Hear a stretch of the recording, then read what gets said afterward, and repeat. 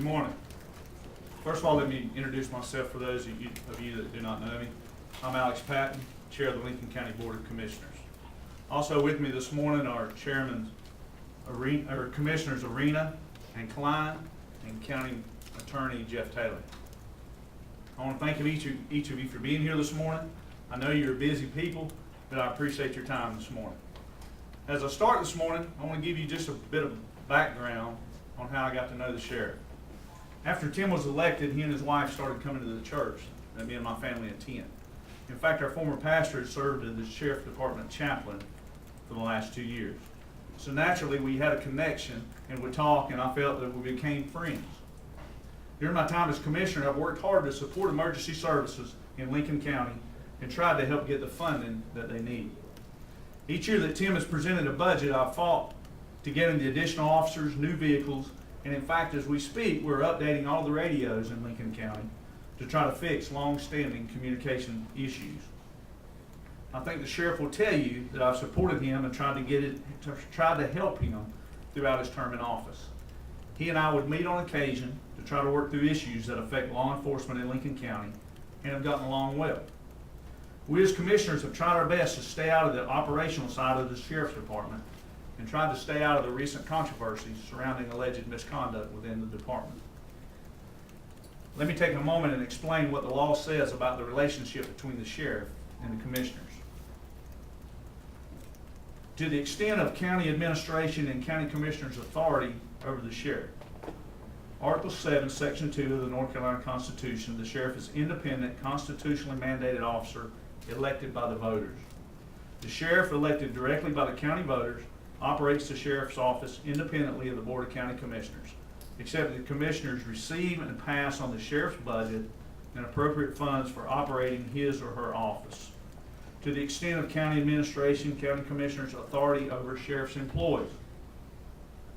Section 153A-103 of the North Carolina General Statutes gives commissioners the authority to fix the number of salaried employees in the sheriff's office and approve the appointment of such an officer by a relative of blood or marriage.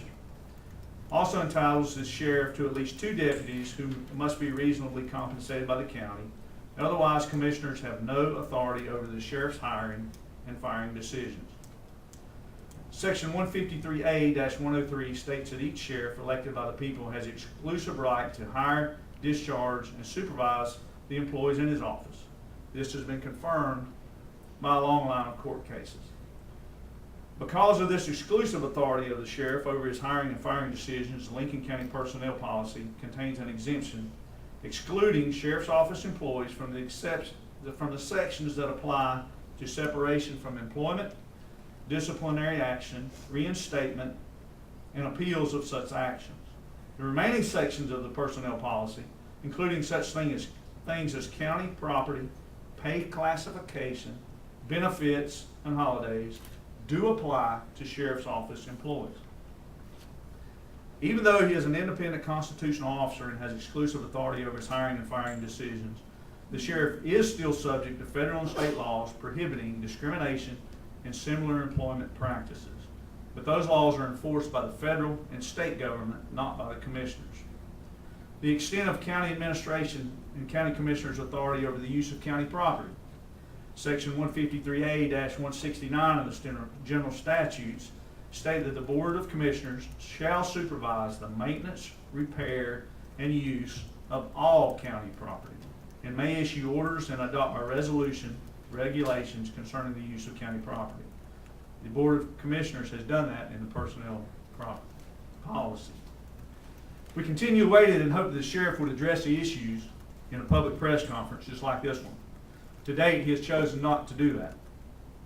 Even after the district attorney's press conference in which the chief deputy was indicted and the DA had harsh words for the department, still nothing from the sheriff.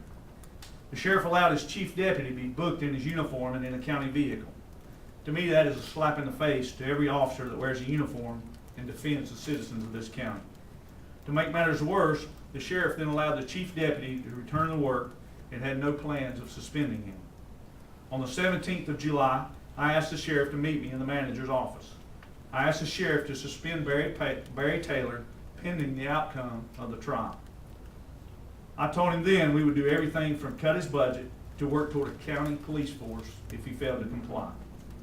After a long conversation, he did agree to suspend Barry Taylor, which he did shortly after. However, he let Barry keep his vehicle and all of his equipment. On the 20th of July, I asked the sheriff if Barry still had his car and his weapon. He replied that Barry still had both, but he had been instructed not to use them. On the 28th of July, I sent the sheriff an email asking why the car was still sitting in Barry's yard, among other things. I also asked him to start holding press conferences and handle these issues instead of letting his PIO handle them. I also asked him why he had not contacted the county attorney about legal advice concerning several ongoing issues at the department. He had told me he would do that over a week before. The next day, on the 29th of July, Commissioner George Arena met with the sheriff in an effort to help him address these issues. He was again asked to get the vehicles. He was asked to remove John Mayhew as his PIO and start holding press conferences himself to address these issues.